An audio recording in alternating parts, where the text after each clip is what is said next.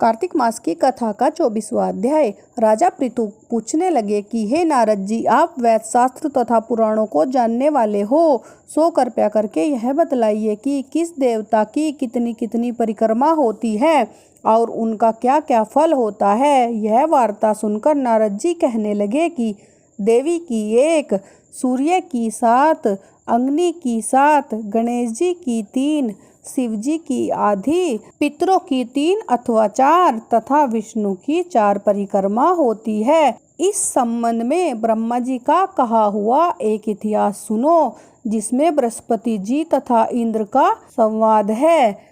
वैश्वत मनवंतर में एक समय सब देवताओं सहित इंद्र बृहस्पति के पास जाकर उनसे पूछने लगे कि हे गुरुदेव, ब्रह्मकाल से पहले यह सृष्टि कैसी थी, इंद्र तथा अन्य देवगण कैसे थे और उनका कर्म कैसा था।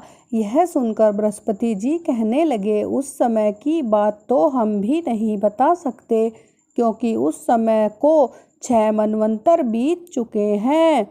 परंतु आपके ही नगर में एक सुधर्मा नाम वाला है, वह सब कुछ बता सकता है, अतएव उसके पास चलिए। तब बृहस्पति जी सब देवों तथा इंद्र को साथ लेकर सुधर्मा के पास आए। सुधर्मा ने गुरुजी सहित इंद्र आदि देवों का पूजन तथा सत्कार किया। इंद्र सुधर्मा की राज्य लक्ष्मी तथा वैभव देखकर दंग रह गया। इसके बाद कहने लगा कि हे सुधर्मा, इतनी लक्ष्मी तुमको कैसे प्राप्त हुई?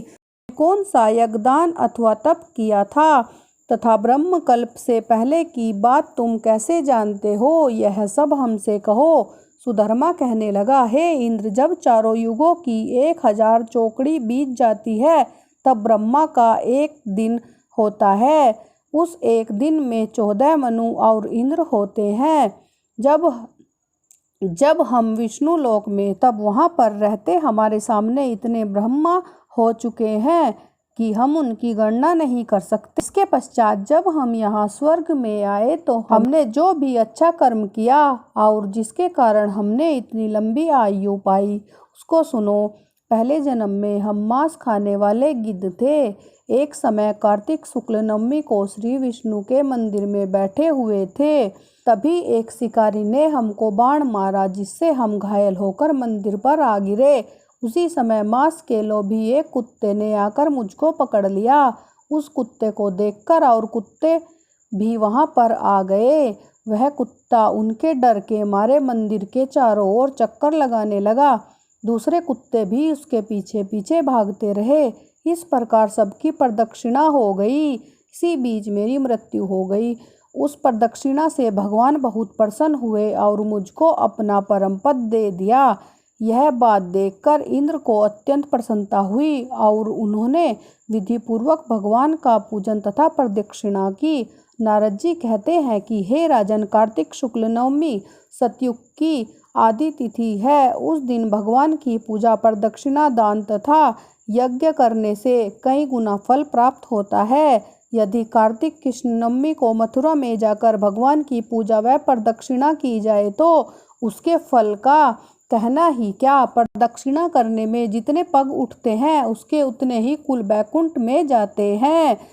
यदि मथुरा पूरी दूर हो तो अन्य किसी स्थान पर प्रदक्षिणा करें। यदि वह भी न हो तो ब्राह्मण विष्णु की मूर्ति, गाय या गाय के स्थान, शालिग्राम और तुलसी की भी प्रदक्षिणा कर ले। समुद्र पर्यटन सारी पृथ्वी की परिक्रमा करने से जो फल मिलता है, वही शालिग्राम तथा तुलसी की प्रदक्षिणा करने से प्राप्त हो जाता है। गाय, ब्राह्मण, देव, मंदिर, यह सब शालिग्राम की मूर्ति के बराबर है। कार्तिक शुक्ल नवमी को ब्राह्मण, गो, देवालय, तुलसी, वन, साधु, वैरागी, जीवन मुक्त, ग्रस्त, वैद, उपवेद तथा पुराण, यह सब ग्राम में ही वास करते हैं। यदि ग्राम की प्रदक्षिणा करनी हो तो प्रातःकाल उठकर स्नान आदि क्रिया से निवृत्त हो कमंडल हाथ में ले और ओम नमो भगवते वासुदेवाय मंत्र का जाप करते हुए सूर्योदय से पूर्व ही प्रारंभ करें। ब्राह्मण, देवस्थान तथा शालिग्राम की मूर्ति की प्रदक्षिणा सूर्योदय के बाद भी की जा सकती है। दोस्तों, आपको कथा कैसी लगी कमेंट में ज़रूर बताना और वीडियो को लाइक, चैनल को सब्सक्राइब जरूर करना। धन्यवाद।